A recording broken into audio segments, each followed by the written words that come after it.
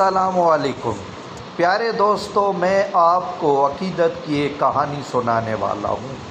ہر شخص کو اپنے لیڈر سے عقیدت ہوتی ہے، وہ چاہے ذاکر خان ہو یا فیصل جدون ہو، اسے اپنے قائد سے محبت ہوتی جیسے مجھے اپنے قائد جناب شہباز شریف سے محبت ہے۔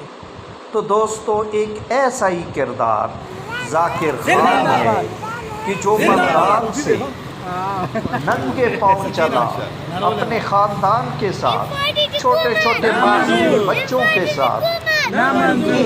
میں ذاکر خان کے وکیل فیصل خان جدون ایڈوکیٹ، سیکرٹری اطلاعات، پاکستان تحریک انصاف لائرز فورم اسلام آباد نے مجھے بتایا کہ یہ شخص بہت مشکلات جھیل کر بنی گالہ پہنچا۔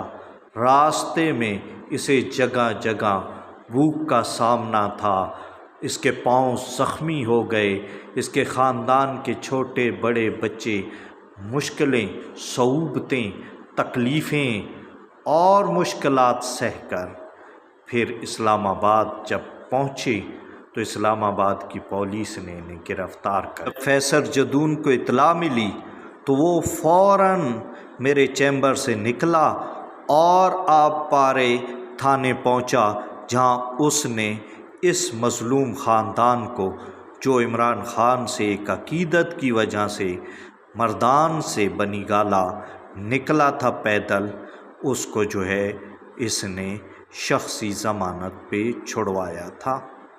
تو یہ ایک عقیدت اور محبت کی لازوال داستان تھی جو ایک ورکر نے رقم کی۔ دوستو، ہر دور میں ایسے ڈیووٹڈ ورکر پارٹیوں کو میسر آتے رہے ہیں اور آنے چاہیے، کیونکہ اس سے پارٹیوں کے اندر جو ہے شعور پیدا ہوتا ہے، قائدین میں یہ شعور آتا ہے کہ ورکر ہم سے کتنی محبت رکھتے ہیں، ان کے دلوں میں محبت پیدا ہوتی ہے۔ اپنے نظریے سے عقیدت بہت اچھی چیز ہے، یہ انسان کو اوج انسانی پر پہنچاتا ہے۔ تو یہ ضروری ہے کہ ہم ایک دوسرے کے نظریات کا احترام کریں اور ایک دوسرے کے ڈسکس کریں۔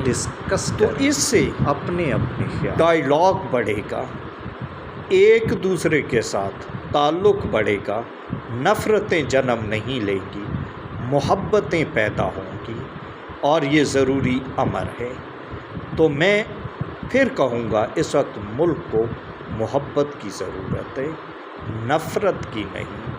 دوستو، خدا کے لیے، ملک کے لیے، قوم کے لیے، وطن کے لیے آپ پاکستان سے محبت کریں، اور محبت کا اظہار یہ ہے کہ اس کے اندر بسنے والوں سے پیار کریں۔